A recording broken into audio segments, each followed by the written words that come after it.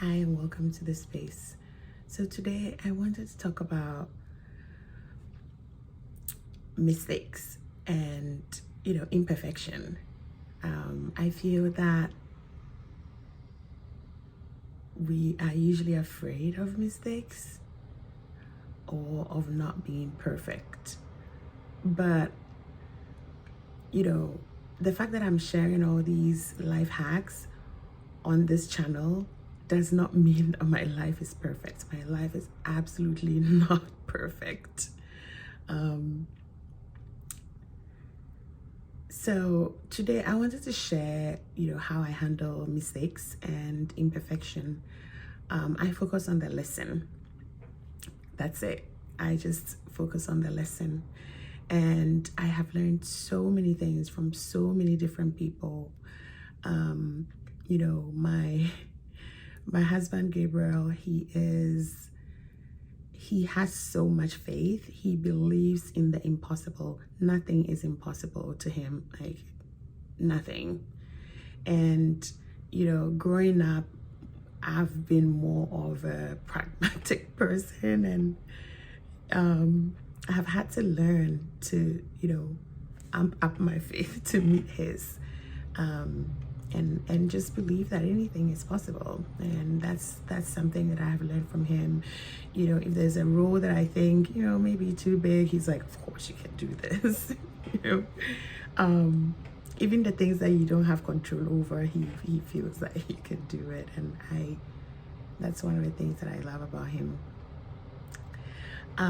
My parents. So my dad is so cool under pressure. He's a diplomat. He is thoughtful, intentional, and I've learned to be cool and calm.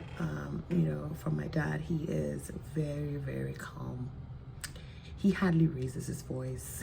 And to live in a house with 5 girls, not counting my mom, you have to learn to be calm. My mom is super empathetic, and I have learned, from her how sometimes it's not just about you. It's not always about you. You have to sometimes put aside, the you for the us, or for the people that you love, not always, but sometimes. My kids have taught me to be patient, not just patient as a person, but, a patience leader. I've told this story many times where, when I had my daughter, I wanted everything to be perfect. I would fold all her tiny clothes and, try to make everything perfect. And my mom was like, you're missing the good times. So, and it wasn't as simple as that. It was an intervention. It's like, you're making a big fuss. You're missing the good times. So just relax a little.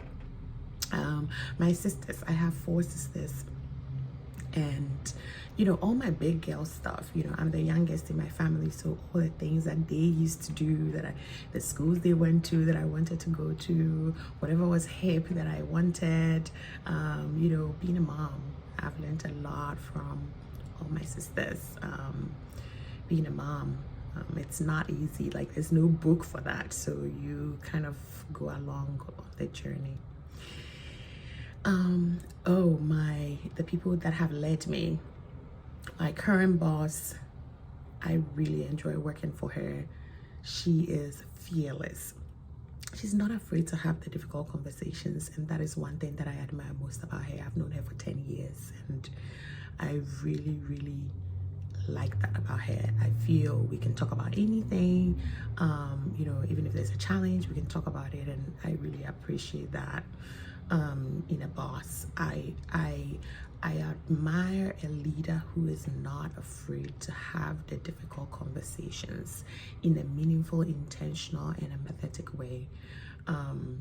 And she brings that to the table. I really love that. A lot of my work colleagues, so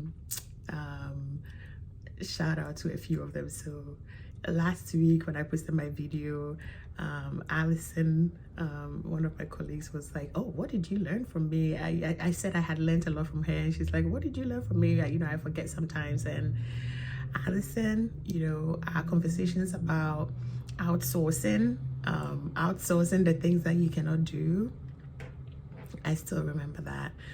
So Allison talks about, how much time it takes to clean, to fold laundry, to do all the small things in the house, when for a small fee you can outsource that and be able to then spend that time with your family. And I thought that was a really, really cute tip. So thanks for that.